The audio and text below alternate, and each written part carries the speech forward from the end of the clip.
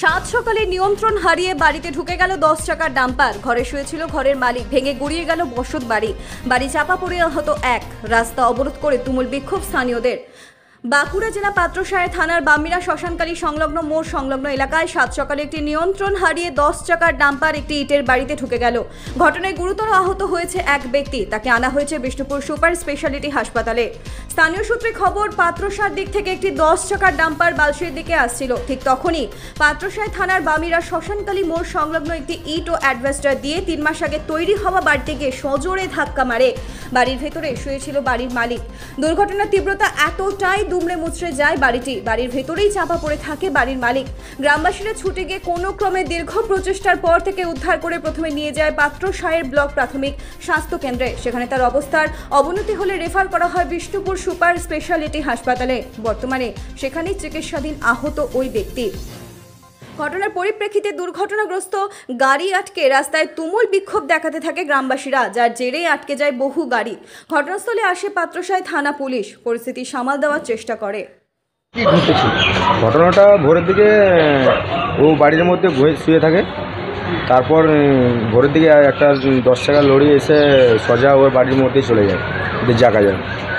তো নিচে পড়েছিল। বাড়িটা ভেঙে গেছে? হ্যাঁ, বাড়ি পুরো সম্পূর্ণ ভেঙে গেছে। কী নাম ওর? ও বিশু, ডাকনাম বিশু, ভালো নামটা জানি না। বিশু কি? বিশু বাউরি। আর কেন এই ঘটনা ঘটলো কি মনে হয়? ড্রাইভার ঘুমিয়ে গিয়েছিল, বললো যে ড্রাইভার ঘুম চলে এসেছিলো চোখে, দিয়ে ড্রাইভার ঘুমিয়ে গেছে। আর হচ্ছে বাড়িটা কিসের ছিল?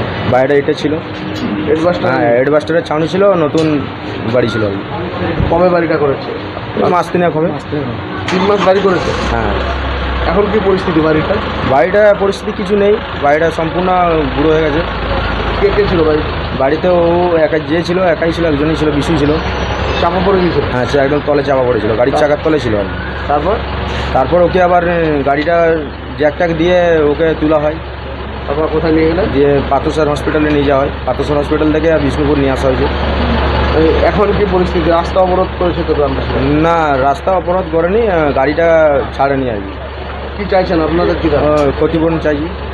বাড়ির গরিব তো, হ্যাঁ, বাড়িতে ও বিয়ে করেনি, বাড়িতে কেউ নেই আর কি, একা থাকে। পরিস্থিতি খারাপ। মানে নতুন বাড়ি ভেঙে দিচ্ছে? হ্যাঁ, নতুন বাড়ি ভেঙে দিই। ক্ষতিপূরণ দেওয়া হোক? হ্যাঁ, ক্ষতিপূরণ দেওয়া হোক, সেটাই চাইবো। ও চিকিৎসার জন্য সব কিছু ব্যবস্থা করে দেওয়া হোক, আর ওই বাড়ির ক্ষতিপূরণ দেওয়া হোক। আপনার নাম? জীবন গড়াই।